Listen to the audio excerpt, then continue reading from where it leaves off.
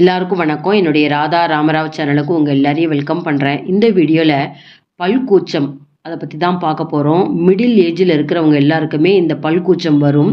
அது ரொம்ப சுலபமாக நம்ம எப்படி சரி பண்ணலாங்கிறத இந்த வீடியோவில் பார்க்க போகிறோம். வீடியோ ஸ்கிப் பண்ணாமல் பாருங்கள். பற்களில் ஏற்படக்கூடிய பிரச்சனைன்னு பார்த்தா ஒன்று பல் சொத்தை, ரெண்டாவது பல்கூச்சம். இந்த பல் சொத்தை அப்படிங்கிறது சின்ன வயசு குழந்தைகளுக்கு நிறைய சாக்லேட் சாப்பிடுவாங்க, கேக் சாப்பிடுவாங்க, சரியாக பல் துலக்க மாட்டாங்க, அவங்களுக்கு வரும். இந்த பல் கூச்சங்கிறது முடிஞ்ச வரைக்கும் 40 வயசுக்கு மேலே இருக்கிறவங்களுக்கு தான் வர ஆரம்பிக்கும். அது எதனால் வருது அப்படிங்கிறத சொல்கிறேன். அது எப்படி நம்ம தெரிஞ்சுக்கலாம் அப்படின்னா, நம்ம சூடான ட்ரிங்க்ஸ், அதாவது காஃபி டீ குடிக்கிறப்ப, இல்லைன்னா கூலிங்காக ஒரு ஜூஸோ ஐஸ்கிரீம் அது மாதிரி சாப்பிட்றப்ப தான் அந்த பல் கூச்சம் எங்கே இருக்குன்றதே நமக்கு தெரியும். அந்த இடத்துல அந்த மாதிரி வலியோ கூச்சமோ வர்றப்ப நம்ம மேற்கொண்டு அந்த காஃபியோ அந்த இல்லை ஜூஸ் அது மாதிரி இதை பல்லில் படாமல் சாப்பிட்ற மாதிரி நம்ம ரொம்ப கஷ்டப்படுவோம். இதுக்கு ரொம்ப சுலபமான ஒரு தீர்வு நான் சொல்கிறேன். முதல்ல உங்களுக்கு பல் கூச்சம் இருந்ததுன்னா ஒரு டென்டிஸ்ட் டாக்டர் அவங்கள போய் பார்க்குறது ரொம்ப ரொம்ப நல்லது. என்னோட அனுபவத்தை தான் முதல்ல உங்களுக்கு ஷேர் பண்ணுறேன். எனக்கு பல் கூச்சம் இருந்தது. நான் டாக்டர்கிட்ட போனப்போ எனக்கு பல்லெல்லாம் டெஸ்ட் பண்ணாங்க. ஈறுகள்லாம் முதல்ல நல்லா இருக்கா அப்படின்னு பார்த்தாங்க. அடுத்தது பற்களினுடைய எனாமல் அதை டெஸ்ட் பண்ணுறப்ப தான் அந்த பற்களில் வந்தால் கண்ணுக்கு தெரியாத சின்ன சின்ன துளைகள், அதாவது எனாமல்லாம் ரொம்ப வீக்காக போய் சின்ன சின்ன துளைகள்லாம் இருக்குது.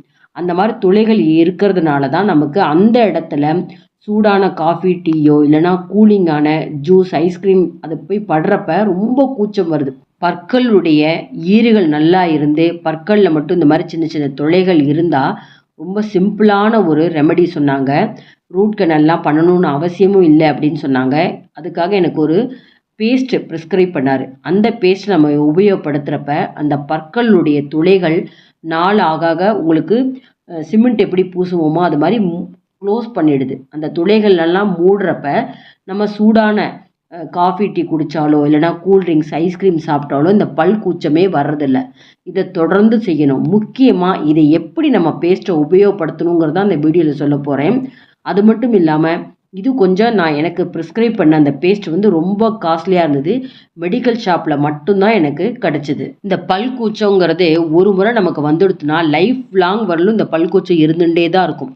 அப்போ நம்ம தொடர்ந்து இந்த மாதிரி பேஸ்ட்டை தான் நம்ம உபயோகப்படுத்தணும். நார்மலாக எல்லாரும் உபயோகப்படுத்துகிற பேஸ்ட்டை நம்ம உபயோகப்படுத்த முடியாது. இந்த அளவுக்கு விலை அதிகமான பேஸ்ட்டை எல்லாராலையும் வாங்க முடியாது.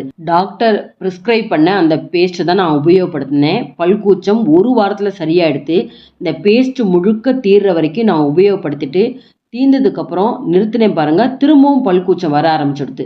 இப்போ திரும்பவும் இவ்வளோ அதிக விலை கொடுத்து வாங்கணுமா? இதே மாதிரி கிராம்பு புதினா இருக்கிற பேஸ்ட்டு ஏதாவது இருக்குமா அப்படின்னு சொல்லி பார்க்குறப்ப ரொம்ப விலை குறைச்சலாக எல்லா இடங்களையும் சுலபமாக கிடைக்கிற மாதிரி ஒரு பேஸ்ட்டு கிடச்சிது.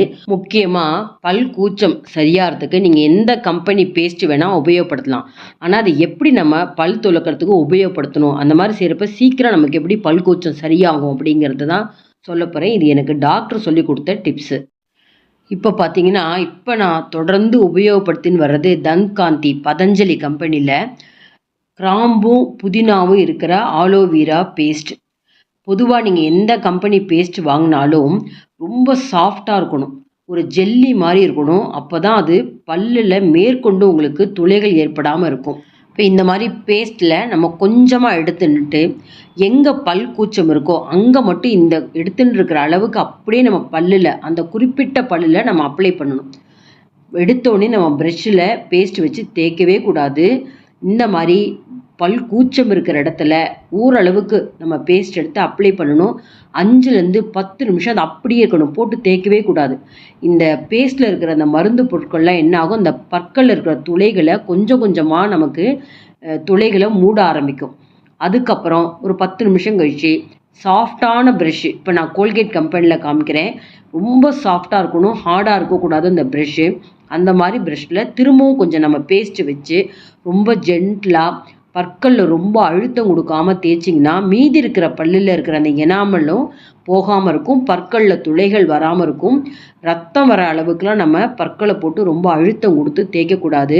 இதை முதல்ல நீங்கள் ராத்திரி ஒரு தடவை செய்கிறது ரொம்ப ரொம்ப நல்லது. ஏன்னா நமக்கு நிறைய டைம் இருக்கும். ஒரு 5 நிமிஷம் 10 நிமிஷம் நம்ம வெயிட் பண்ணி இதை பூசுகிற பற்களில் அப்ளை பண்ணிவிட்டு பல் தேய்க்கலாம். காலம்பரை திரும்பவும் ஒரே ஒரு தடவை ப்ரஷ் பண்ணால் போதும். பேஸ்ட் வச்சு. இந்த மாதிரி நீங்கள் பண்ணுறப்ப 2லேருந்து 3 நாட்களுக்குள்ளே உங்களுக்கு இந்த பற்கூச்சம் எல்லாம் கம்ப்ளீட்டாக சரியாக போயிடும். தொடர்ந்து நீங்கள் இதை உபயோகப்படுத்திகிட்டே வரணும். நீங்கள் என்ன ஒரு சூடான திரவ உணவோ இல்லை ஐஸ்கிரீம் அந்த மாதிரி சாப்பிட்டாலும் பல் கூச்சமே வரவே வராது. அதனால் அவசியம் இந்த மாதிரி ஃபாலோ பண்ணுங்கள். இந்த வீடியோ உங்களுக்கு ரொம்பவே உபயோகமாக இருந்ததுன்னா லைக்ஸ் கொடுங்க, கமெண்ட் பாக்ஸில் உங்கள் கமெண்ட்ஸை போடுங்க, உங்கள் ஃப்ரெண்ட்ஸ் அண்ட் ரிலேட்டிவ்ஸ்க்கு வீடியோவை ஷேர் பண்ணுங்கள். இது வரைக்கும் என்னோடய சேனலுக்கு சப்ஸ்கிரைப் பண்ணாதவங்க மறக்காமல் சப்ஸ்கிரைப் பண்ணி சப்போர்ட் பண்ணுங்கள். இன்னொரு இன்ட்ரெஸ்டிங்கான டிப்ஸில் நம்ம பார்ப்போம். Thank you viewers.